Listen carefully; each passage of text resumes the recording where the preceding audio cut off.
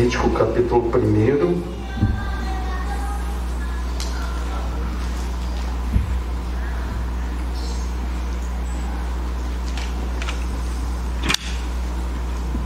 A partir do verso 1.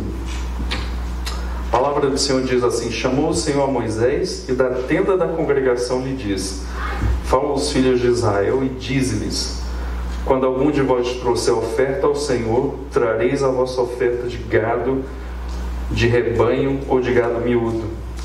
Se a sua oferta for de holocausto de gado, trará macho sem defeito à porta da tenda da congregação, trará, para que o homem seja aceito perante o Senhor, e porá a mão sobre a cabeça do holocausto, para que seja aceito a favor dele para a sua expiação.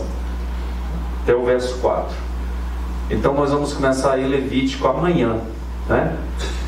Uma boa surpresa para você, que nós vamos depois expor Levítico. Não vai dar para expor versículo por versículo, mas nós vamos trabalhar Levítico para você aprender a ler Levítico, tá ok? Então vai ser o próximo, depois de Judas, nós vamos trazer para Levítico, porque aqui, irmãos, o livro de Levítico vai tratar de quê? Santidade ao Senhor.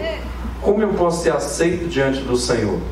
Então nós vamos ver vários sacrifícios que eram feitos aqui, porque Deus morava no centro do povo de Israel, no centro da congregação, mostrando que dele é que vem a vida, dele é que vem a pureza e a santidade. Então Levítico vai tratar sobre isso, e aqui Moisés começa a falar, desde o capítulo 1, verso 1, sobre a verdade da santidade ao Senhor. Então, duas coisas eu peço a você: não se desespere. Primeira coisa, o pessoal vai falar: ah, mas é chato demais, vai e volta, e é um sacrifício aqui, e faz isso, faz aquilo. Irmãos, tudo que tem na Bíblia tem um propósito. Então você precisa ler Levítico, tá? Primeiro, então tenha paciência. 2, a boa notícia é que nós vamos expor Levítico. Então, dúvidas que você for tendo em Levítico, anote. Tem muitos detalhes, a gente passa rápido demais. Então a gente vai estar buscando explicar, tirar dúvidas e assim por diante. Tá ok? Vamos orar? Vamos agradecer ao Senhor pela bênção dele sobre as nossas vidas, e que Deus seja glorificado. Pai, obrigado, porque Tu és um Deus santo, Tu és um Deus maravilhoso, e na Tua santidade, na Tua bondade, o Senhor nos aceitou em Teu Filho, que é o Cordeiro perfeito que tira o pecado do mundo. Queremos entregar diante do Senhor a nossa gratidão, e que o Senhor nos abençoe com a Tua graça nesta manhã. Obrigado por esta semana. Te agradecemos, Senhor, pela igreja, pelas famílias, Senhor, por tudo que o Senhor tem feito no nosso meio. Queremos entregar a nossa gratidão. Pai, queremos entregar também tudo que vamos fazer nessa manhã. Que a Tua graça esteja sobre nós. Oramos pelo nosso país, para que o Senhor coloque pessoas estratégicas, Senhor, que o Senhor transforme a educação deste país, a pesquisa, a valorização do professor, do conteúdo. Senhor, essas bolsas, que o Senhor dobre pelo menos, Pai, o valor. É muito pouco, Pai, de mestrado, de doutorado, de pós-doutorado. Que o Senhor abençoe de graduação também, e que haja um investimento pesado nestas áreas, em tecnologia, e abençoe a igreja neste país, os líderes, que a Tua igreja, que tem a resposta para este país, faça a sua parte. Levante desta igreja missionários, Senhor. Levante desta igreja pastores, levante evangelistas, levante, Senhor, ó Deus, mestres nesta igreja. Pai, levante pessoas da música, levante pessoas, Senhor, ó Deus, nas várias áreas de que esse país precisa. Queremos Te pedir a Tua graça sobre a igreja brasileira. Oramos pelos países perseguidos nesta manhã. Eu tenho orado, e os meus irmãos também, para que o Senhor abra portas ali, envie missionários, que a igreja possa se envolver mais e mais com missões. Que o nosso coração seja um coração totalmente fechado contigo, Senhor, e um coração que tem amor profundo pelas almas perdidas. Pedimos isto nesta manhã, que o Senhor quem faz esta obra. Ó Deus, que tudo nesta igreja seja feito para canalizar na missão do Senhor. Ó Deus, nos usa, Pai. Levanta daqui, Senhor, pessoas capacitadas para pregar o Teu Evangelho em todos os lugares da terra do meu Deus. Nós oramos nesta manhã e já te agradecemos no nome do Senhor, em nome de Jesus. Amém. Você acredita nisso? Deus vai levantar missionários aqui, e muitos, eu creio também. Deus abençoe. Se Deus deixou esse livro aí, espera aí que eu passo para você. Se Deus deixou esse livro aí, é para você ler e entender, ok? Pode falar. É hoje? Ah, então tá bom demais, melhor ainda.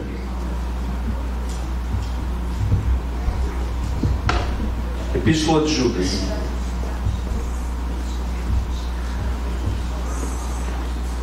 Todos que nos visitam, Deus abençoe.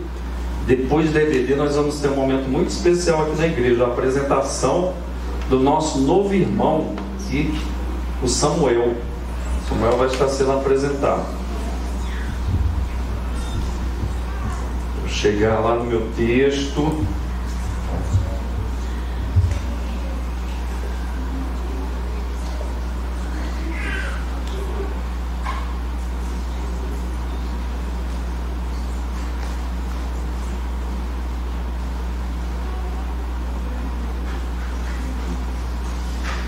Meus irmãos, vamos abrir aí Judas. Você já deve ter aberto aí, eu estou atrasado. Judas capítulo 1. Só tem um capítulo, né? A gente costuma falar só o versículo.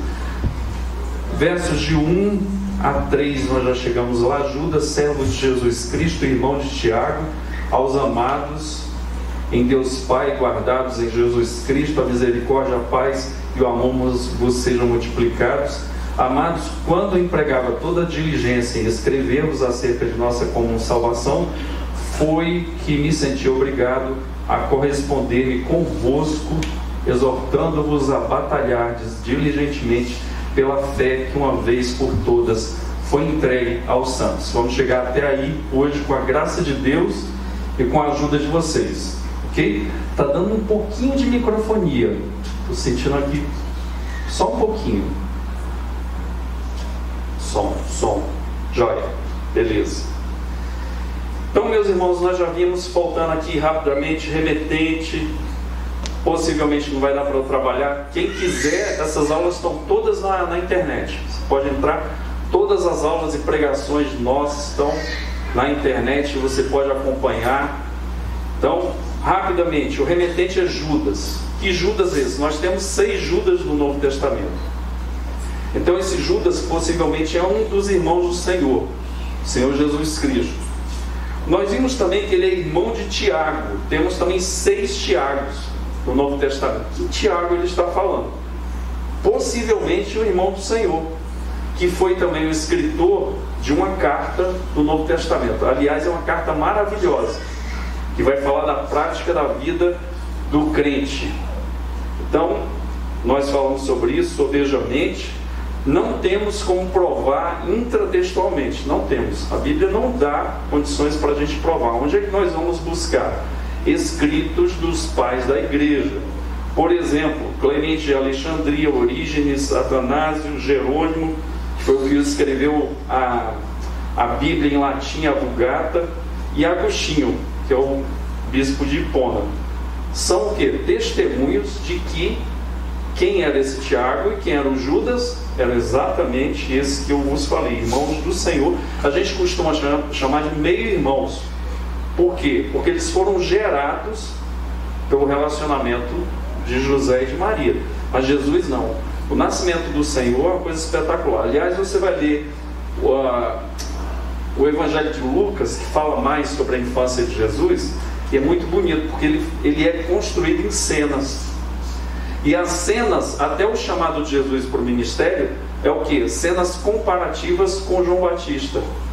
E vai mostrando em todas as cenas, até o nascimento de Jesus e depois o ministério dele, vai mostrando a superioridade de Jesus. Já imaginou, meu irmão, você está noivo, não teve nem relação íntima com a pessoa que você vai casar, e essa pessoa aparece para você e fala que está grávida? Os homens aqui, o que você acharia disso? Mas foi o que aconteceu. E ali em Mateus conta esse drama de José. Ele faz um esquema. A Bíblia diz no Salmo 46 que o Senhor é o nosso refúgio e fortaleza, socorro bem presente nas tribulações. Mas o que nós fazemos quando estamos em tribulação, em desespero? Alguma coisa deu errado, alguma coisa deu muito errado, nós criamos o nosso refúgio e a nossa fortaleza. Esse é o nosso problema. E José estava criando esse refúgio e fortaleza, é um dos homens mais espetaculares da Bíblia.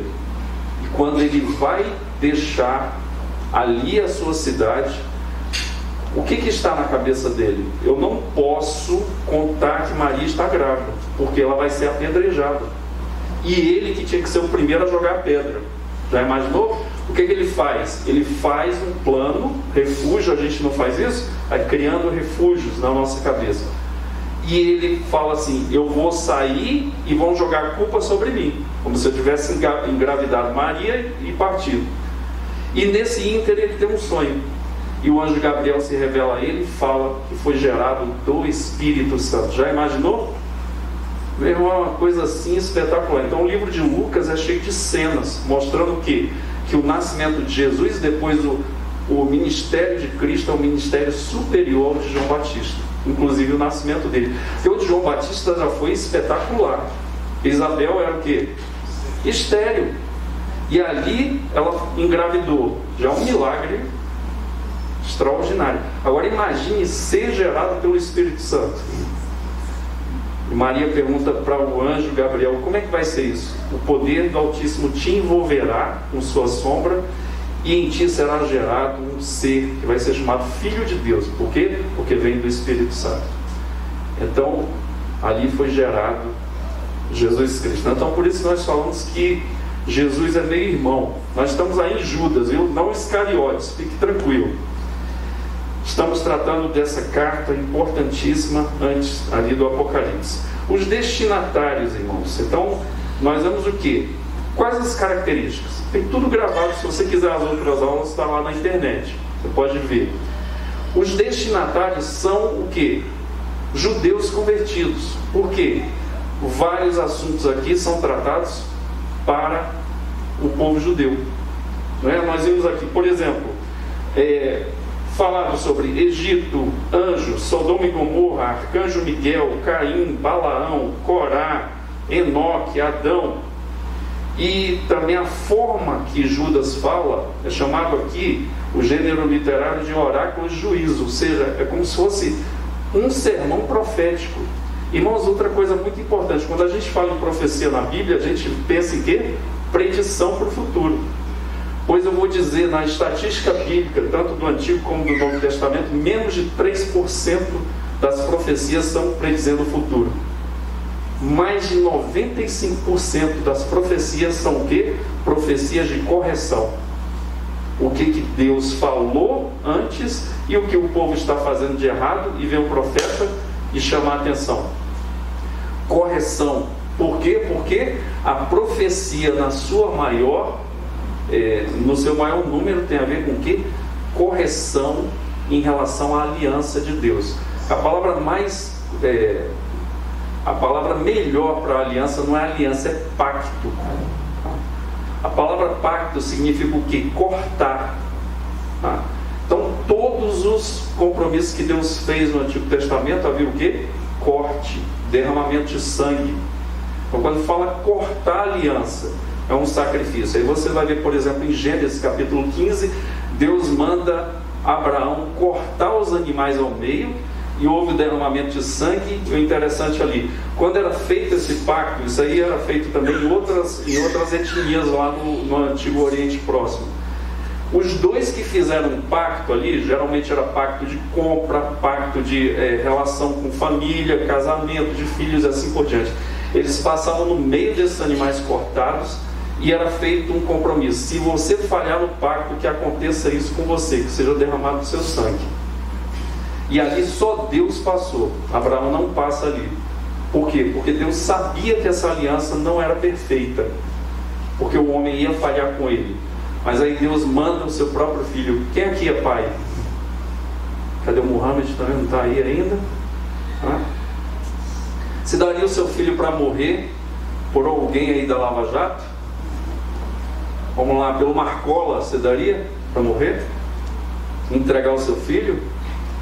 Podia ser até uma pessoa boa, você não ia entregar, eu tenho certeza disso. Mas Deus, diz na Bíblia, que Ele nos amou de tal maneira que Ele deu o seu único filho, para que aquele que nele cresce não perecesse, mas que tivesse vida eterna. E diz lá em Romanos, Deus prova o seu próprio amor para conosco pelo fato de Deus ter entregue o seu filho por nós, sendo nós ainda pecadores. Já imaginou isso? É muito amor, né? Muita certeza, muita convicção. Ele entrega Jesus Cristo, Ele desce da sua glória e vem e vai até a morte de cruz. Quantos pecados Jesus computou na sua vida de 33 anos? Nenhum. Diz em Hebreus que nunca saiu um dolo da sua boca. Jesus nunca teve um pensamento impuro. Jesus nunca desobedeceu o Pai. Jesus nunca fez algo que foi contra a lei do Senhor. Então, meus irmãos, os oráculos de juízo estão aí no texto de Judas. E nós vemos isso, então, algumas aulas atrás. Fizemos a divisão, você pode olhar lá no vídeo. E aqui começam algumas considerações. Judas, ele se auto-intitula de servo de Deus. Essa palavra é um abrandamento da ideia dessa palavra no original, que significa o quê? Escravo. E o escravo, ele não tem direito a ter voz, não tem direito a escolhas, ele faz as escolhas do seu Senhor. E nós falamos sobre isso. E ele se apresenta como servo de Jesus Cristo. Por exemplo, e eu fiz aqui uma brincadeira com vocês. Se eu colocasse aqui, ó,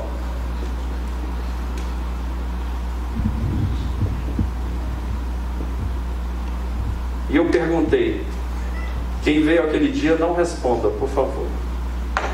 Eu perguntei, qual é o mais importante, pastor ou João? Então vamos fazer aqui uma igreja batista, vamos chamar a assembleia, né? E vamos fazer uma votação. Quem acha que é mais importante, pastor? Levanta a mão. Tem gente que está levantando assim, né? Que não tem muita certeza. Vamos lá de novo, vou repetir. Quem acha, por exemplo, pastor João, quem acha que pastor é mais importante? Levanta a mão.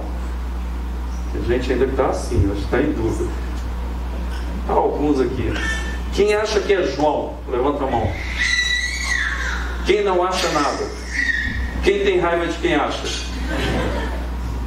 Irmãos, Judas fala exatamente o que Paulo diz.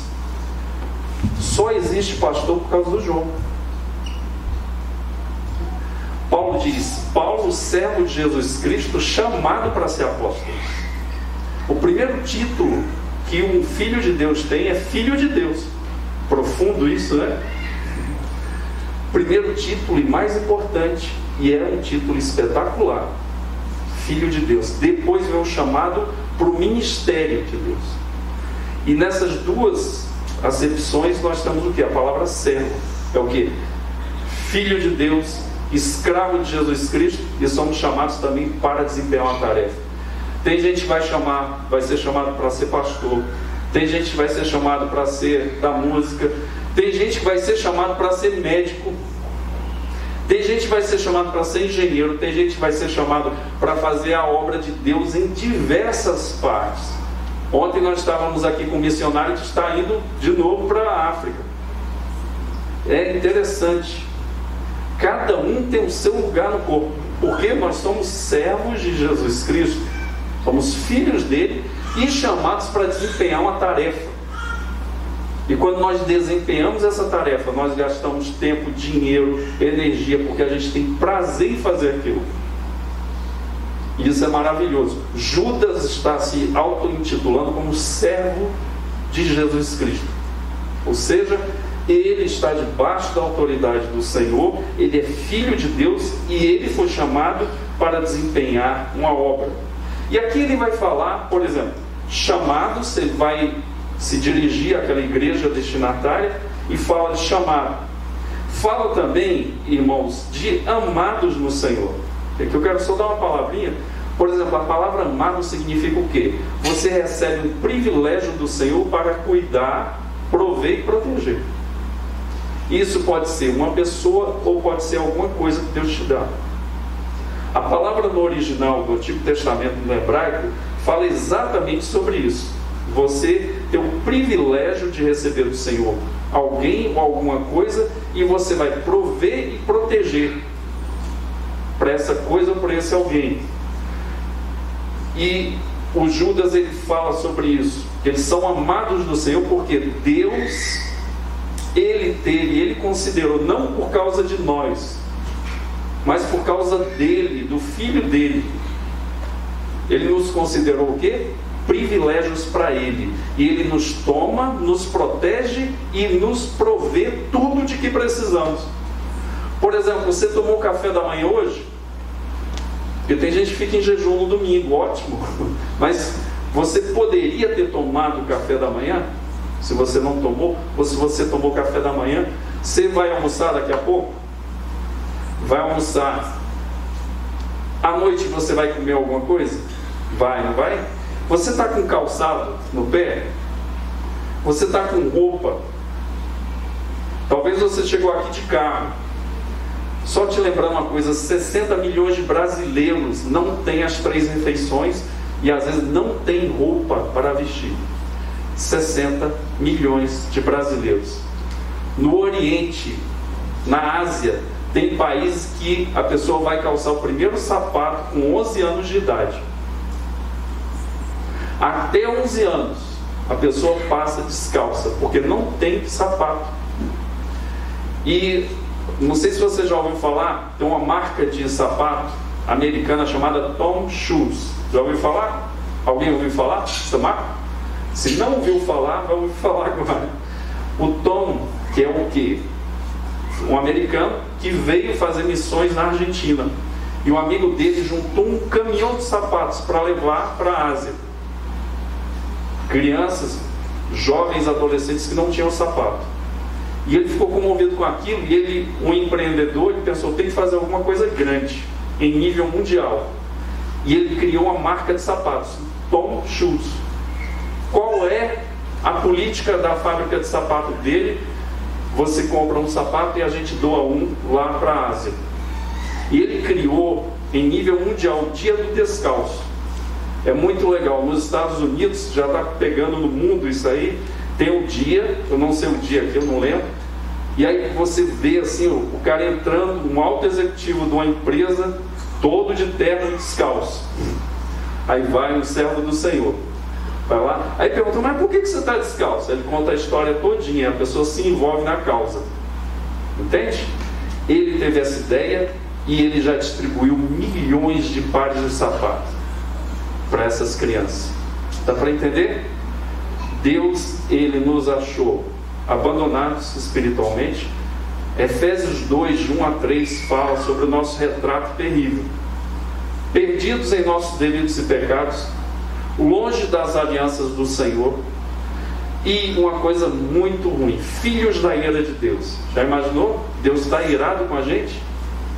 Mas diz o que? Que Jesus aplacou a ira do Senhor, entrou entre nós e o Senhor, e nós fomos considerados agora filhos de Deus. Mas por quê? Porque nós merecemos? Não, porque Deus considerou que nós somos um privilégio para Ele. Porque nós merecíamos exatamente, era a punição pelos pecados. Deus nos recebe como filhos e nos protege. Ele não diz assim, você está salvo, Deus nos abençoe. Ele mesmo falando. Ele fala, eu vou estar contigo todos os dias até a consumação dos séculos. Se você precisar de calçado, eu vou te dar. Se você precisar de calça jeans, eu vou te dar. Se você precisar de vestido, eu vou te dar. Para as mulheres, lógico. Se você precisar de alimento, eu vou te dar. Se você precisar de estudo, eu vou te dar. Se você precisar de emprego, eu vou te dar. Por isso, irmãos, nós devolvemos para o Senhor os dízimos e as ofertas, porque tudo vem do Senhor. Ah, eu tenho inteligência para exercer minha profissão. Deus quem te deu. Ah, eu tenho saúde, né? Tem uns que são bem fortes mesmo. Deus quem te deu. Ah, eu tenho graça, eu entro e converso com as pessoas. Deus quem te deu isso. Por isso que nós retornamos todos os dias, mas em culto público, para dizer obrigado, Senhor, louvado seja o teu nome, tudo pertence a ti e volta para ti em adoração e em louvor. Portanto, Judas fala amados. Por quê? Porque isso é um título, um reconhecimento do atributo de Deus maravilhoso. Aliás, por exemplo, se eu colocasse todos os atributos de Deus aqui, o que nós poderíamos falar sobre Deus, o que Ele é? Nós poderíamos dizer o quê? Bom, justo, o que mais? Estou gostando. Misericordioso, o que mais? Onisciente, o que mais? Onipresente, amoroso. A gente passaria aqui, ó, o domingo todinho. Samuel ia ser apresentado em outro dia. Se eu pudesse resumir todos os atributos e dizer para Deus em uma palavra, o que eu diria? Santo. Esse é o resumo de todos os atributos de Deus. E quando o profeta está ali diante do Senhor, ele fala santo, santo, santo. E no original, 3 santos para o Pai, 3 santos para o Filho e 3 santos para o Espírito Santo. Para dizer o quê? Que Deus é santíssimo. Irmãos, Deus é tão santo que Ele achou imperfeições nos anjos, que são seres que não têm pecado. Para entender, Jó fala sobre isso. Aqui Judas está falando amados. Quando você fala para uma pessoa amado, está carregando tudo isso aí. E ele também diz que para essa igreja destinatária, guardados. E aqui nós falamos do conceito de filactério. Lembram disso? Façam assim para acreditar que você lembra. Filactério. O verbo que forma isso aí vem do que? Lá do Deuteronômio, que fala: guardarás, ouve, ó Israel, que tem a ver com o nome Samuel, viu? Estou dando um spoiler. Ouve, ó Israel, adorarás o Senhor teu Deus, a Ele darás glória e tal, Ele é o único Deus. Aí fala dos feitos do Senhor, andando pelo caminho, sentando, deitando, ao levantar-te, e depois prega, né, nos umbrais das tuas portas. Eu tenho estimulado a igreja, a gente precisa fazer isso. Você entrava antigamente, anos 70, 80, na casa de um crente, tinha lá: Deus seja louvado, o Senhor é o meu pastor e não me faltará.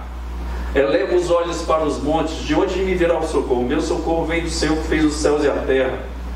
Versículos espalhados. Isso não é por acaso, para a gente lembrar do Senhor, lembrar do que Ele fez, que Ele é maravilhoso. E o judeu também recebeu a ordem do Senhor: põe entre os teus olhos frontal, e põe também no teu coração essa palavra. Ou seja, a palavra filactéria significa guardar. E o judeu ortodoxo, ele faz o quê?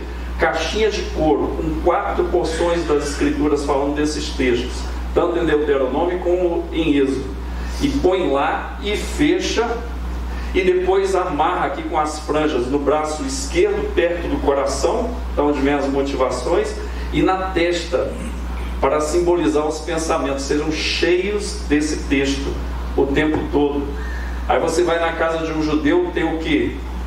Tem aquele rolinho pregado na porta, chama mezuzá, que não é aquele rolinho de cobre ou de bronze que está ali, é o que tem dentro dele, que tem o que? Exatamente Deuteronômio 6, de 4 a 9, que é o Shema Israel, ou seja, ouve Israel. E aqui Judas está falando guardados. Por quê? Porque aquilo que eu falei, por exemplo, uma coisa que você tem ciúme que ninguém gosta que toque. Tem gente que é o carro, tem gente que é... Tinha um amigo meu que ele guardava, ele saiu, ele era da Câmara dos Deputados, mas o militarismo não saiu dele. Até hoje, mais de 40 anos ele saiu da aeronáutica, ele come com um prato da aeronáutica, com o talher da aeronáutica e com o babador da aeronáutica. Aí a gente levava ele para os acampamentos e falava: Edson, toma conta da turma aí. Ele ia com a roupa camuflada para o acampamento de coturno. E, meu amigo, o acampamento tinha ordem. Falava: ajeita esse povo aí, Edson. Ele ficava feliz. Dá para entender? Então, aqui no braço, guardar, ou seja, ninguém vai tomar posse disso. Ninguém mete a mão aqui. Então, uma coisa que era guardada no coração. O que Judas está falando? Vocês são guardados no coração de Deus. Ninguém mexe em vocês. Isaías fala que os nomes dos servos de Deus estão escritos nas palmas das mãos do Senhor. E Deus olha. E Isaías chega a uma coisa esdrúxula, fala assim: pode a mãe esquecer-se da criancinha que amamenta de colo, porém eu não me esquecerei de ti. Mesmo que aconteça uma coisa tão estranha como a mãe não querer o nenenzinho dela, eu nunca vou te negar. E eu vou carregar você comigo no meu coração.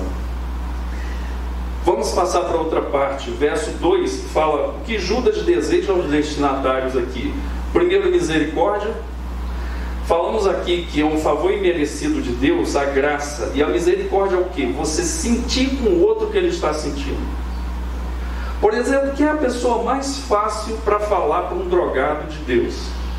Quem já foi drogado e está recuperado. Ele sabe o que a droga faz na vida de uma pessoa. Por exemplo, uma pessoa que passou pela morte de um ente querido, de um filho, de um parente. Quando alguém está nessa situação, ele vai sentir a dor e vai ter misericórdia. Pois, irmãos, eu quero dizer nesta manhã, com toda certeza, o nosso Senhor desceu da sua glória, se humilhou. Ele não se agarrou à posição que ele estava, de Senhor do universo, de Rei dos Reis, de adorado por toda a criação. Ele veio e falou para o Pai: eu vou e vou por eles o que for necessário. Morte de cruz eu vou. E diz lá em Filipenses que ele se fez homem e que ele se esvaziou da sua glória e que ele foi até a morte vexatória de cruz, que era para os piores bandidos. Irmão, não pense que na cruz ali estava ladrão de galinha ou ladrão de automóvel, estava o quê? Pessoas de alta periculosidade estavam sendo pregadas ali com Jesus Cristo. E ele foi até a morte, e morte de cruz. Por quê? Porque ele amou de tal maneira, um amor inexplicável e profundamente glorioso, que foi até a morte por aqueles que ele tinha um plano de salvar. Pois Judas estava falando aqui que Deus é misericordioso. Quando eu falo para Deus: Senhor, estou me sentindo fraco, ele fala: eu sei o que você está falando. Por quê? Porque ele se fez homem, porque ele também passou por dificuldades, ali na iminência de ser crucificado. Os pecados de antes, de durante e de depois estavam sobre eles. Ele sua como gotas de sangue. E ele fala para Deus Pai: Pai, se possível, passe esse cálice de mim. Quem já não falou isso? Senhor, estou com vontade de desistir, estou com vontade de parar, eu não tenho forças, eu não aguento mais esse sofrimento, estou sendo perseguido no trabalho, perdi o emprego, meu filho está dando problema, estou com problema no casamento, eu estou querendo desistir. Mas aí Jesus complementa a oração mais poderosa do universo e não vai ter igual: contudo seja feita a tua vontade. Nós podemos sentir a fraqueza, porque Jesus também, ele passou por isso, ele sabe o que nós passamos. Ele foi negado, ele foi chicoteado, ele foi vituperado, ele foi esquecido, nem os da casa dele acreditavam nele. Mas ele foi até a morte, e morte de cruz. E ele sentiu tudo isso que a gente sente todos os dias. Por isso que diz lá em Hebreus que ele pode ser um sacerdote misericordioso, porque ele provou o que nós provamos numa medida muito maior. Judas fala: misericórdia para vocês, deseja isso. Judas deseja também a paz. Essa palavra paz é muito mais que a ausência de problemas. Para o judeu, a palavra paz significa o quê? Que Deus te supra com a presença dele em todas as áreas da sua vida. Que você se sinta suprido, que você não se sinta necessitando de nada. E essa paz que Judas ele deseja para os irmãos que estão recebendo esta carta, exatamente a presença de Deus, Tem uma tradução do Salmo 23 pelo um judeu que fala assim, que eu gosto muito, um rabino, ele fala assim: o Senhor é o meu pastor e não me faltará. A tradução da nossa Bíblia diz o quê? O Senhor é o meu pastor e nada me faltará. Você vai lendo o texto ali, tem a ver mesmo com as coisas que Deus dá para a gente. Mas é muito mais do que Deus nos dá. É a presença dEle. Deus está comigo na tribulação, Deus está comigo na alegria, Deus está comigo nos momentos de dificuldade. Deus está comigo em todos os momentos. Ele disse em Mateus 28, 18 a 20, todo o poder me foi dado no céu e na terra. E ele dá a comissão e ele fala o quê? Estarei convosco, no verso 20, todos os dias, até a consumação do céu. Quando Judas fala de paz, fala de quê? Do equilíbrio que vem quando nós não olhamos as circunstâncias, ou não decidimos pelas circunstâncias, ou não vivemos pelas circunstâncias, mas nós vivemos confiando no Deus que está conosco e provê tudo aquilo de que nós precisamos. Por isso que nós provamos da paz. E a paz, irmãos, que Judas está falando é o quê? Fruto do Espírito, não depende de circunstâncias. Nós muitas vezes perguntamos, ou falamos, né? Fulano é cheio do Espírito Santo. E geralmente a gente associa isso com o quê? Dons. Irmãos, não tem nada a ver. Porque o dom Deus dá a quem Ele quer, da forma que Ele quer. Você quer a igreja mais complicada do que a igreja de Corinto?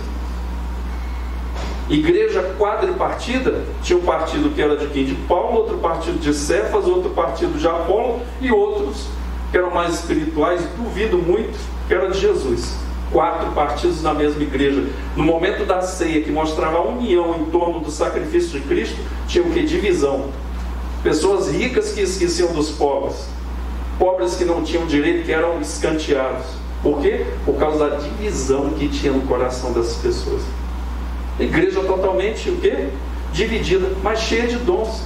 Tinha gente que profetizava, tinha gente que falava em línguas, tinha gente que tinha fé poderosa, mas, irmãos, faltava aquilo que Paulo diz: passo-vos a mostrar um caminho sobremodo excelente. Ele vai falar o 13 sobre o amor e depois ele volta para os dons, porque a base e a estrutura para o uso dos dons, para a capacitação que Deus nos dá para servir o corpo dele, depende do amor. Então, ser cheio do Espírito Santo não tem a ver com dons, e tem a ver com o quê? Fruto do Espírito: amor, alegria, paz, longanimidade, benignidade, bondade, mansidão, fidelidade, domínio próprio. Contra essas coisas não há lei.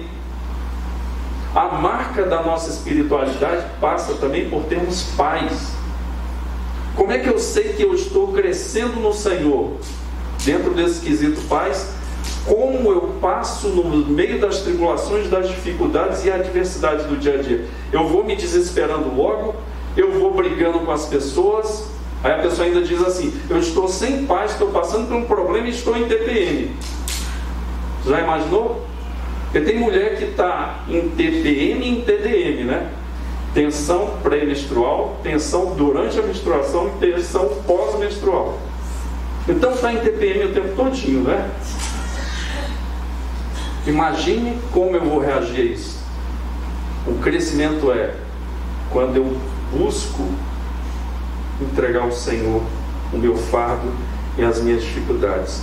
Vou ter dificuldades sempre, vou ter tribulações sempre, vou ter luta contra o poder das trevas sempre, mas o Senhor sempre vai estar comigo. E eu posso buscar o Senhor, eu posso orar ao Senhor, eu posso pedir oração na igreja, eu posso lembrar da palavra do Senhor, eu posso ter paz e equilíbrio. Por quê? Porque Deus é a minha paz e provedor de tudo aquilo de que eu preciso. E Judas diz: paz seja convosco. Então, quando a gente fala isso, a gente está falando que Deus proveja, seja Ele mesmo a provisão de todas as suas necessidades. E aqui Judas fala do amor, que nós já falamos aqui sobejamente. Irmãos, a outra pergunta que vem aqui no verso 3: qual é a razão para Judas escrever a sua carta? Nós vemos aqui no verso 3: amados, quando eu me empenhava para escrever-lhes a respeito da salvação que temos em comum, senti que era necessário corresponder com vocês para exortá-los a lutar pela fé que uma vez por todas foi entregue aos santos. Algumas palavras importantes aqui no texto. Primeiro, o que significa exortar? Exortação. 2, o que significa fé nesse texto? 3, o que significa lutar? E 4, o que significa a palavra santo? Essas 4 perguntas: exortar, fé, lutar e santo. Eu queria que você falasse com a pessoa que está do seu lado e respondesse para ela o que é exortar, o que é fé, o que é lutar e o que é santo. Vou dar um tempinho para vocês. Vamos lá. Primeiro, o que significa exortar? Quem gostaria de falar?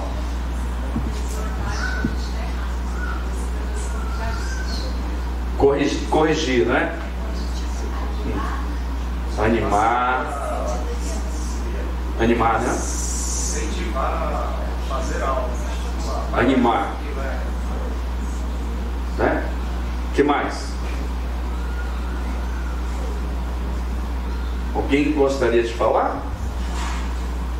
Eu não só corrigir, mas corrigir com amor, de exortar. Mas seria corrigir. Irmãos, primeira regra da hermenêutica: detente. Nós vemos aqui no texto de 2 João que ele fala em 4 versículos, 5 vezes a palavra verdade. A gente está lendo o texto, a gente tem que perguntar que verdade que ele está falando. Por exemplo, a gente não leu aqui Tiago, ou Judas, irmão de Tiago, servo de Jesus, né? Aí a primeira pergunta: que Tiago é esse? Tem 6 Tiagos. Por exemplo, veja, fazer uma comparação para você guardar isso aí. Por exemplo, eu falo Fabiana. Tem só uma Fabiana no mundo? Tem várias. Tem a minha Fabiana. Tem várias Fabianas, não é? Imagina se eu falasse todo mundo é Fabiana. Olha quantas mulheres eu ia ter. Entende isso? No texto exortar a gente tem que ver o que é. E a mesma coisa fé. Por exemplo, o apóstolo Paulo usa a palavra fé em 6 acepções. 6. Se você pegar a fé, por exemplo, de Hebreus e colocar nas 6, fé de Hebreus, se eu perguntasse para você o que é fé, o que você responderia? Fé é a convicção de fatos que não se veem, a certeza de coisas que se esperam, assim por eu acho que eu troquei, né? Então fala aí, Dani, como é que é assim mesmo, né? Bom, é você acreditar em algo. Todo lugar que aparece a palavra fé ou acreditar em algo, Paulo usa 6 sentidos da palavra fé. Então a gente tem que estar lendo o texto, que fé que ele está falando. Por exemplo, eu chego aqui e falo, né? Naquele texto do capítulo 3 de Mateus, outro exemplo. 3 não, vamos para o 18, capítulo 18.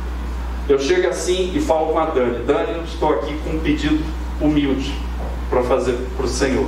Ela fala: pois não, fala, eu quero orar por você. Eu falo: não, preciso da sua oração, porque diz lá na Bíblia: o que ligares aqui na terra será ligado no céu. Aí a Dani: qual é o pedido? Eu falei: uma Ferrari 0, custa pouquinho, Deus é dono do ouro e da prata, né? Então ajuda aqui. Eu vou receber essa resposta? Não, porque texto fora do contexto vira pretexto. Está falando, sabe de quê, irmão? Contexto, disciplina na igreja. Se a igreja ligou a disciplina de alguém, Deus está ligando no céu. Se a igreja liberou a disciplina de alguém, Deus está ligando no céu, o que o texto está dizendo. Dá para entender isso aí? Então tem que ver o contexto para ver que fé que está falando, que exortação que é essa. Irmãos, alguns textos vão trazer o quê? Aquilo que foi falado aqui: animar, exortação. E alguns textos falar de admoestação, correção, com ênfase. Por exemplo, você já viu alguém expulsar demônios assim? Sai, por favor. Já? Se você quiser sair, é assim? Aí lembra daquele texto quando Jesus está assim e Jesus fica condoído, com misericórdia, palavra que a gente usou agora no texto, das multidões, porque o quê? São ovelhas que não têm pastor. Aí o que ele diz? Rogue ao Senhor da seara, porque a seara é grande e os cearenses são poucos. Não foi? O que ele fala? Rogue ao Senhor da seara para que ele envie trabalhadores para a sua seara. Essa palavra enviar é a mesma palavra usada em contextos diferentes, mas de ênfases iguais para dizer o quê? Deus vai expulsar. É a mesma palavra usada para a expulsão de demônios. Então você está lá na tua profissão, né? Aí Deus te quer em outro lugar, quer mudar você de piscina, Ele vai te empurrar. E eu fiz aqui semana passada com o Wagner, que ele é forte, né? Eu falei, vai aguentar o tranco. Às vezes você está andando num lugar e Deus vai te empurrar. Por exemplo, quando eu fui chamado para o ministério, irmãos, eu nunca fui líder de nada. Eu tinha vergonha de falar em público. Até parece brincadeira, né? Eu falo, isso é coisa da minha carne, quando eu era novo crente, né? Aí depois eu falei, isso é coisa do diabo, não é possível. Eu pregando, eu pastoreando, não, tem nada a ver. Aí eu ia ler a Bíblia, dava vontade de pregar. Aí eu vi o pastor pregando, dava vontade de pregar no lugar do pastor. Eu falei, não, isso não veio de mim não. Mas vai que veio de Deus. Dá para entender? Deus me empurrou, Ele foi criando situações que eu fui, para aquele lugar. Então, meus irmãos, exortar pode ser o quê? Pode ser animar, pode ser encorajar, pode ser confortar, consolar, persuadir. Essa palavra pode ser isso. Por exemplo, Lucas 3,18 é persuadir. Jesus está persuadindo ali. Pode ser o quê? Suplicar. A súplica, em Mateus 8,5. Pode ser isso aqui que falaram aqui, animar a pessoa. Nós falamos isso ontem no culto para os jovens. A gente precisa elogiar. Aí eu falei, fiz a pergunta, quem inventou o elogio? Sabe quem inventou o elogio? Deus. Deus elogia Noé, homem justo, não tem. Deus elogia Jó, íntegro. Deus elogia Abraão, meu amigo. Já pensou isso aí? Deus elogia Davi, homem segundo o meu coração. Então isso aqui seria o quê? Uma exortação de ânimo. E quando Deus fala do próprio Filho, este é o meu Filho amado em quem me compraz, eu tenho muito prazer. Então, pode ser essas várias palavras aí. No contexto de Judas, o que seria? Seria persuadir. Porque ele está dando um sermão, um oráculo de juízo, como se fosse um profeta falando o que? Tem pessoas infiltradas no meio da igreja levando outras doutrinas, levando outro evangelho que não é o evangelho da cruz. Vocês não podem dar ouvido. O que é que está dizendo lá? Nós vamos ver depois no contexto. Pessoas se infiltrando no meio da igreja, mas não eram crentes. A gente viu isso aonde? Em 1 João capítulo 2, verso 18 em diante. O que é que vai dizer? Filhinhos, esta é a última hora. O que é a última hora? Está acabando o tempo. Jesus está voltando para a implantação do reino perfeito. Aí o que ele está falando?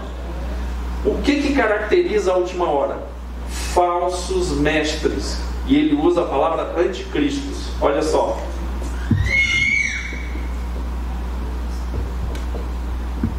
Essa palavra, quando é usada no Novo Testamento, tem duas acepções. Anti seria o quê? Primeira, contra Cristo. Por exemplo, minha mãe me levava na igreja presbiteriana. Me levava, mas eu não era crente. Aos 19 anos, aliás, eles são uma conferência ali, me levava, eu não era crente, eu odiava a Bíblia, eu odiava a igreja, achava chato demais. Pastor, não gostava. Contra Cristo, contra a Bíblia, contra culto, contra a igreja, contra movimento de crente. Crente nem se fala. Está vendo? Anticristo contra Cristo. Agora a segunda acepção que eu acho pior.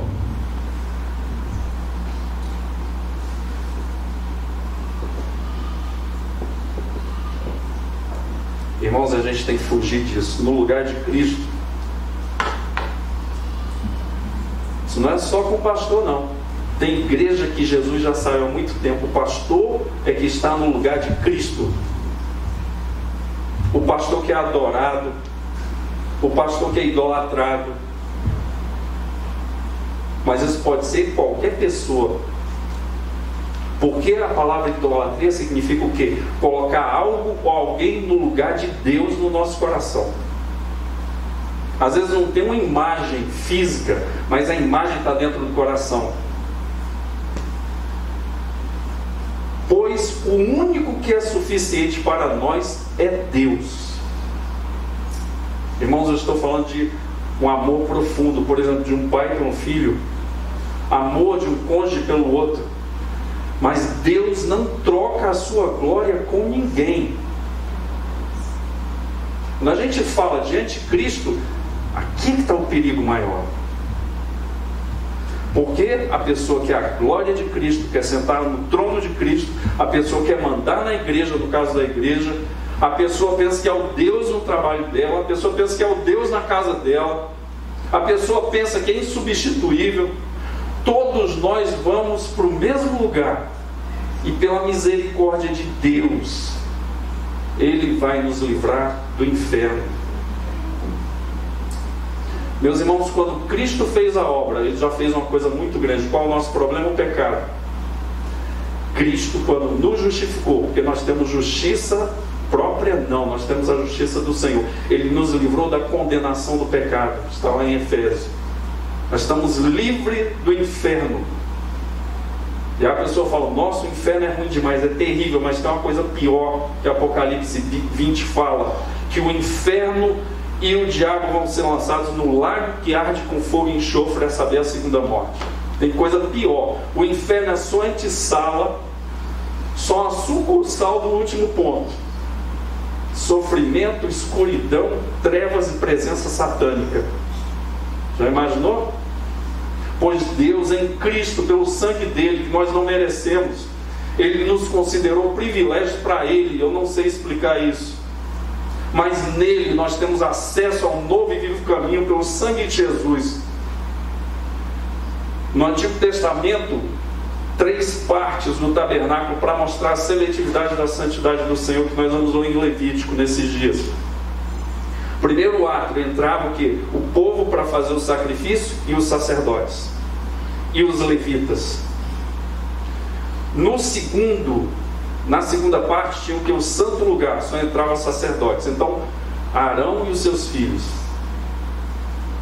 E no terceiro, Flávio Joséfo diz que tinha o que? O véu do santuário, era tão espesso, dava uma espessura de 10 centímetros, que 2 cavalos em sentidos opostos puxando não rasgaria, para mostrar que Deus é santíssimo. Só entrava lá o sumo sacerdote uma vez por ano, no dia de Yom Kippur, o dia do perdão. E alguns autores dizem que eles entravam com uma corda na cintura, porque se eles não estivessem purificados, eles iam ser o que? Queimados vivos pela glória do Senhor. E aí daquele que entrasse lá para pegar o corpo. Lembram-se de Nadab e Abiú? Ofereceram fogo estranho. Não dá para falar agora o que é isso. Dá para entender? Deus é santo, santo, santo. Pois em Hebreus diz que esse véu foi rasgado. Nos evangelhos está consumado, foi rasgado de cima e embaixo, e podemos entrar pelo sangue de Jesus, pelo novo e vivo caminho. E diz em Hebreus que nós podemos entrar com confiança, ou seja, essa palavra significa a cabeça erguida, porque não vamos ser queimados pela glória de Deus, porque Jesus já foi trucidado na cruz do Calvário, em nosso lugar. Então, irmãos, a gente tem que andar com os joelhos no chão e as mãos para cima, dizendo obrigado, Senhor. Que a primeira fase da salvação é: eu fui salvo da condenação do pecado. A segunda, eu estou sendo salvo do quê? Do poder do pecado. Por isso que é santificação. A primeira fase é o quê? Justificação. Só Jesus podia fazer. Todos nós somos pecadores. É unilateral. Só Deus podia fazer, pela graça dele, pela misericórdia dele. Você acha que deu vontade no dia 13/2 de 88 de ir para o acampamento da igreja presbiteriana e lá eu mesmo decidi, irmãos? Diz na Bíblia que eu estou morto nos meus delitos e pecados. Você acha que eu tinha vontade? Eu tinha raiva de crente, eu não gostava de Bíblia, eu não gostava de nada de crente.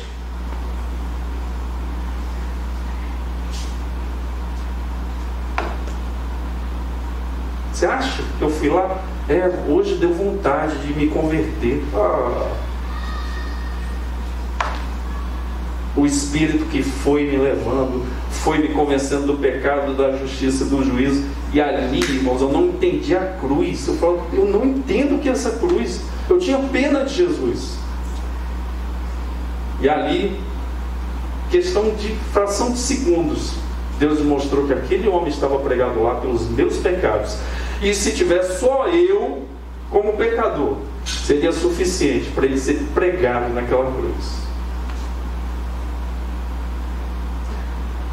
A segunda fase agora é a santificação. Deus me chama, como chama Judas, nos chama, e nós vamos andar. Por isso nós precisamos de igreja, por isso nós precisamos orar, por isso que nós precisamos confessar pecados, por isso que nós precisamos estar juntos.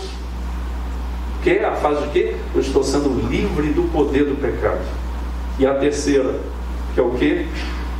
Todo dia eu sonho com isso, e eu me emociono. Por quê? Nós vamos ser livres do pecado. Diz na Bíblia que não vai entrar pecado na presença de Deus quando Ele fechar a história da salvação. Não vai ter pecado, os três inimigos que Efésios fala: o pecado, o diabo e o mundo. Não vai ter mais. Irmãos, o crente luta todos os dias contra esses inimigos. O pior é o pecado. Aí do lado de fora, capiroto. Do lado de fora, o mundo. Você abre, por exemplo, uma rede social, tem coisas lá que não agradam o Senhor, você fica triste. Pois vai acabar tudo isso aí. Se o nome da pessoa estiver escrito no livro da vida do Cordeiro, ela vai ressuscitar com Cristo. E vai ter um corpo, capítulo 15 de 1 Coríntios, semelhante ao de Cristo. Um corpo que não tem doença, não tem coronavírus, não tem pecado, não tem vontade de fazer coisas que desagradam o Senhor. Vai ser espetacular. Já pensou, irmãos? Eu tenho falado aqui na igreja, você beijar o Senhor, sentir o cheiro dele. Eu abracei um irmão aqui, eu falei: nossa, mas você está cheiroso. Vai ter um irmão aqui da igreja que eu abraço: você está cheiroso. É porque eu não tomei banho, ele fala. Já imaginou cheirar o Senhor, beijar o Senhor, se ajoelhar aos pés do Senhor, abraçar o Senhor, e Deus fala: servo fiel, foste fiel no pouco, sobre muito colocaria, entra para o gozo do teu Senhor. Já imaginou? Todos os dias eu sonho com isso. E o arrebatamento da igreja, que coisa espetacular. Já imaginou? Os mortos em Cristo ressuscitarão primeiro, e nós os vivos seremos arrebatados com o Senhor nos ares. Pois, irmão, Judas está falando aqui, corrigindo a igreja. Agradeça a Deus quando Deus põe alguém para te chamar a atenção com amor. Não fique com raiva. Porque Deus diz na sua palavra, repetindo Provérbios capítulo 3, lá no capítulo 12 de Hebreus: Deus corrige a todo filho que ama. Quem não é corrigido por Deus não é filho, é bastardo, não é filho de Deus. Deus não corrige quem não é filho. Mas um filho de Deus, ele vai atrás, ele faz o que for necessário, ele manda da sua glória o seu filho para fazer a obra. Quem não é filho, diz lá, Romanos 1, 24, 26, 28, Deus empurra a pessoa. Eu lembro uma propaganda que tinha aí de uma agência de turismo: eu quero ir, eu quero ir, eu quero ir, eu quero ir, eu quero ir. Ah, você quer ir para o inferno? Então deixa eu te ajudar. Já imaginou o empurrãozinho de Deus? Quem é que aguenta? Judas está usando exortação em sentido de chamar atenção. Cuidado. Irmão, Deus usa Judas hoje para te falar: cuidado com as companhias. Você tem que julgar. Olha a companhia que você está tendo. Está te levando para a santidade, está te levando para a oração, está te levando para a santificação, está te levando para ter um coração mais humilde. Essa companhia é boa. Agora, e a companhia que não é boa? Está te levando para a rebeldia, está te levando para pecar, está te levando para a balada. Judas está falando: eu te exorto, eu chamo a tua atenção. Cuidado. Primeira coisa, a exortação aqui é no sentido de alerta com ênfase. Ele fala de lutar pela fé que uma vez por todas foi entregue aos santos. Agora a pergunta é: que fé é essa? 2 minutos para você conversar com a pessoa do seu lado aí. Sabe qual é o nome disso que a gente está fazendo? Discipulado. Eu lembro quando eu comecei na igreja, um irmão falou: posso começar a te ensinar a Bíblia? Eu falei: mas lógico. Eu nunca esqueço desse irmão. Agora deixa eu te falar uma coisa que eu fiquei muito feliz. Eu estou dando uma aula um dia no seminário. Quem é que é meu aluno? Esse irmão. Ah, meu irmão, mas eu não perco oportunidade. Pus o Fabinho lá na frente. Foi emocionante. Falei: esse irmão me ensinou os primeiros passos. O irmão falou assim: Mateus, o pastor falou. Eu falei: tem isso na Bíblia? Aí ele me ensinou: você vai abrir. Ó, aí depois eu aprendi uma musiquinha: Gênesis, Êxodo, Levítico, Números, Deuteronômio, José, Juízes, Ruth, Samuel, Reis e Crônicas, Esdras, Neemias, Jó, Salmos, Provérbios, Eclesiastes, Cantares, Jeremias, Isaías, Jeremias e Lamentações, Ezequiel e Daniel, Oséias, Joel, Amós, Obadias, Jonas, Miqueias, Naum, Abacuque, Sofonias, Ageu, Zacarias, Malaquias, os 39 livros então do Antigo Testamento aqui estão. Aí vai para Mateus e vai para o Novo Testamento. Ele foi me ensinando essas coisas. Aí eu estou dando uma aula para o cara de Romanos, fala sério. Aí eu agradeci a ele, foi emocionante, tá? E o cara que pregou na minha conversão, 23 anos depois que eu vi. Aí eu cheguei para ele, já estava um senhor, cabeça branca. Eu falei: o senhor lembra de mim? Ele: não. Ele é cearense? Lembro? Não. Eu falei: mas eu lembro do senhor. O senhor foi usado por Deus para pregar. E hoje eu sou pastor. Ele começou a chorar. E eu trouxe ele aqui na igreja para pregar. Já está um ancião. Seja grato às pessoas. Seja grato aos seus pais. Seja grato aos seus professores. Honre essas pessoas, agradeça. Eu lembro meu pai pegava assim, tinha aquele cheque azul da caixa, né? Ninguém usa mais aquilo. Eu falava: papai, eu estou precisando comprar um livro. Ele lá, que era o lanterneiro, a mão toda suja, pegava o cheque azul e ficava as digitais do meu pai no cheque da graxa. Ele só assinava: compra o livro que você quer. Pronto, eu ia para a galera. É para entender, irmãos? Minha mãe e meu pai ralaram muito. Como é que eu não sou grato? Grato à minha esposa, grato aos meus filhos. Você pede perdão para o seu filho? O pai não erra contra o filho? Dá para entender isso? Então, meus irmãos, aqui a palavra fé tem a ver com o quê? Alguém quer falar? Salvação? Beleza, pode ser. E aí? Fala aí, Pedrinho. Acreditar. Isso aí, Pedrinho. Quando você estiver jogando no Barcelona, não esqueça não. Joga muito. E aí? Quem mais? Já falaram 2.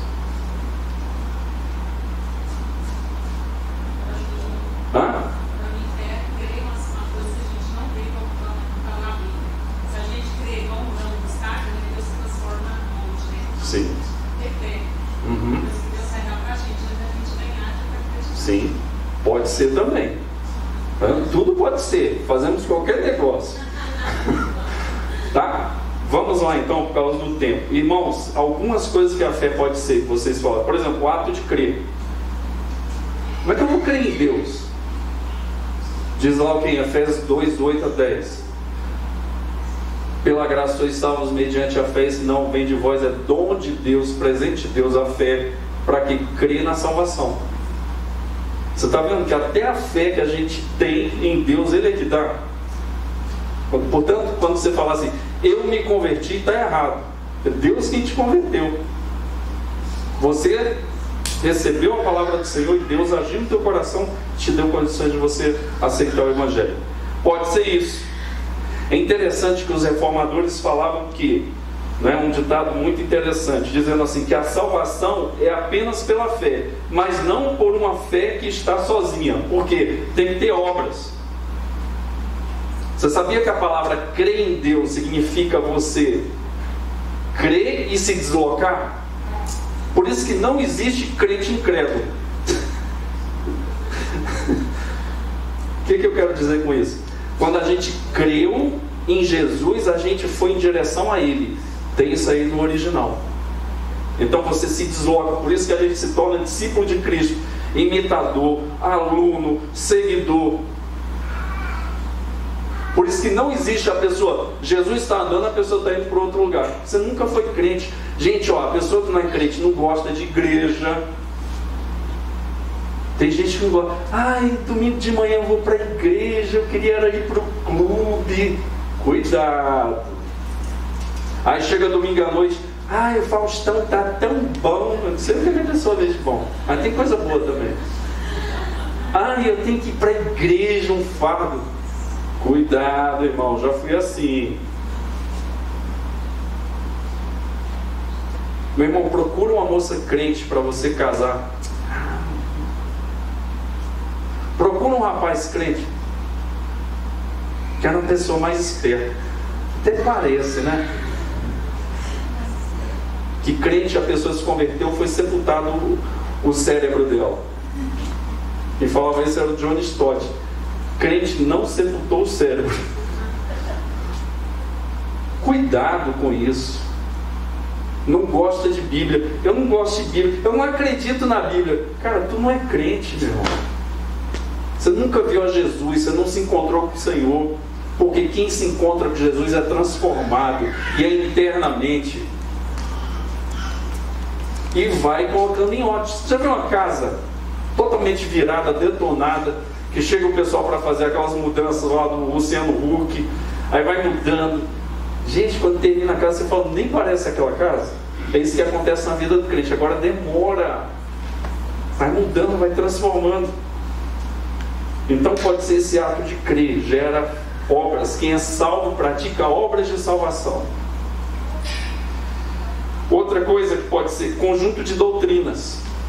Por exemplo, ressurreição. O que é a ressurreição? A Bíblia vai falar.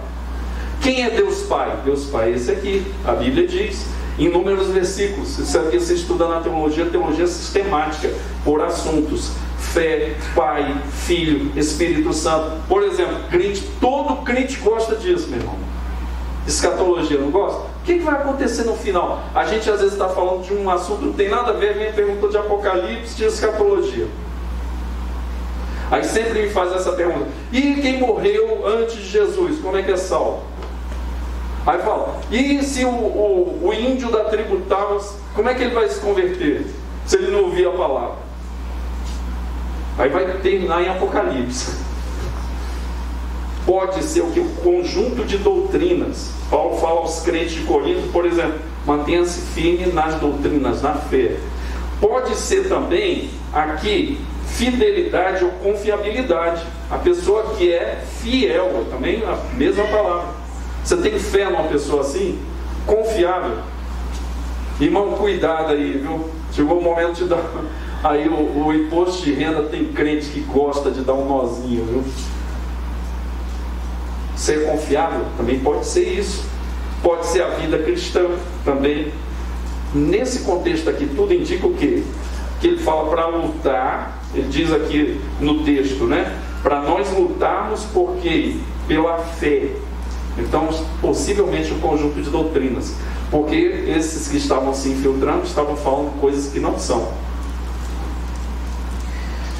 E a última coisa aqui que eu quero tratar hoje, a respeito da palavra lutar. O que significa isso? Essa palavra, irmãos, era usada na luta livre da época dos apóstolos. O que? Lute. Como é que uma pessoa vai lutar? Você já viu a Olimpíada? Por exemplo, judô, que eu gosto de ver. É um cara aí, um francês, que ele passou mais de 10 anos invicto. Mais de 100, eu não sei se é 170 ou 154 lutas que ele não perdeu. E a maioria de Ippon. Uma luta que eu vi dele, ele nem suou. Ele deu 2 vazares no cara, como Ippon Soremade. Desse jeito, simples assim. Cara, um monstro, um gênio. Perdeu agora, acho que tem 2 semanas. Como é que luta? Você luta de qualquer jeito? Não, com dedicação. Vou vencer e tal, lutar contra a cabeça. Então essa luta aqui pela defesa da fé é o quê? Eu vou dar a minha vida. Por quê? Porque tem entrado pessoas que têm desviado pessoas da igreja. Então Judas está falando: lute, seja incansável, despenda esforços, energia, trabalho. E a última palavra, santo. O que é a palavra santo? Por exemplo, irmão, para fechar aqui, tá? Você colocaria uma prataria chinesa para servir num boteco? Você faria isso? Fala, no boteco não, Elias, eu só uso prataria chinesa em momentos especiais. E roupa? Você coloca a roupa mais chique para vir à igreja? Como tinha antigamente, né? Colocar a roupa de encontrar com Deus, né? Talvez. Mas quando você vai, por exemplo, para uma formatura, você coloca qualquer roupa? Não, você vai colocar uma roupa o quê? Adequada para aquela situação. Você não vai usar uma roupa, você não vai usar uma prataria chinesa em qualquer ocasião. A palavra santo é do mesmo jeito. Por exemplo, no Antigo Testamento, Deus separava mobílias, Deus separava vasos, Deus separava taças. Para quê? Para o uso específico do tabernáculo ou depois no templo. Deus separou Arão e os seus filhos e a sua descendência para quê? Para serem sacerdotes. Eles não poderiam oficiar em outra coisa. Os levitas, o que Deus falou? Eu não vou dar porção de terras para ele, doação de terras, porque eu, que coisa linda, hein? Eu sou a sua porção. Aí eles tiveram 48 cidades ao longo das tribos de Israel. Mas eles foram separados. E era o quê? De 30 anos até 50 o ministério deles. Depois eles iam ajudar. Eles não poderiam fazer outro trabalho. Separados para um uso específico e para a glória de Deus. Quando Judas fala, vocês são santos, significa o quê? Que não tem pecados? Que pode ser outra acepção também. Não, está falando que vocês são separados por Deus, vocês são santificados para o uso do Senhor, para a glória do Senhor. Está entrando o quê? Pessoas aí, estão desvirtuando aquilo que vocês aprenderam. Lutem com toda a força pela fé que foi exposta, pelas doutrinas que vocês receberam. Então, meus irmãos, quando fala santo, fala o quê? Separado, guardado para o uso do Senhor naquilo que Ele quiser. Agora, para fechar, você está se colocando à disposição de Deus para o uso de Deus na área que Ele quer? Tinha uma pessoa conhecida minha, quando era culto de missões, vinha aquele apelo missionário no final, a pessoa saía da igreja. Meu irmão, pode sair. É igual dizia o Edson, né? Falava, ou de peixe, né? Ou de barco você vai. É o Jonas, né? Jonas foge. Olha, Jonas tinha que ir para cá, para o leste, para Nínive. Ele pega um barco e vai para Tarsis, a 4.000 quilômetros de distância. Fugiu da presença de Deus. Irmão, Deus sabe de tudo, até no inferno. O diabo só faz o que Deus permite. Deus sabe de tudo, no céu, na terra e debaixo da terra. Deus é onisciente, onipotente, onipresente. Jonas foge, aí começa o barco. Ele mesmo fala, a culpa é minha, jogue-me no mar e vai parar essa tempestade. Os caras, jogaram ele, parou, se fez bonança, o peixe, engoliu 3 dias, meu amigo. Boca do peixe lá, para aprender a não fugir de Deus. Depois ele fez outra confusão lá, mas é isso. Nós não fugimos do nosso chamado para sermos santos, para fazermos a vontade do Senhor, seja no ministério, seja dando aula, seja fazendo uma profissão. nos separou para uma obra específica. Eu não sei qual é a sua, mas se você sabe o que tem de fazer e não faz, pecas. Hoje de manhã também é momento de arrependimento. Senhor, tenha misericórdia. Tem gente que está com medo de Deus. Ai, Deus pode. Aí tinha uma amiga minha, ela falou: ei, Elias, eu tenho um chamado. Eu falei: para onde? Para Beverly Hills.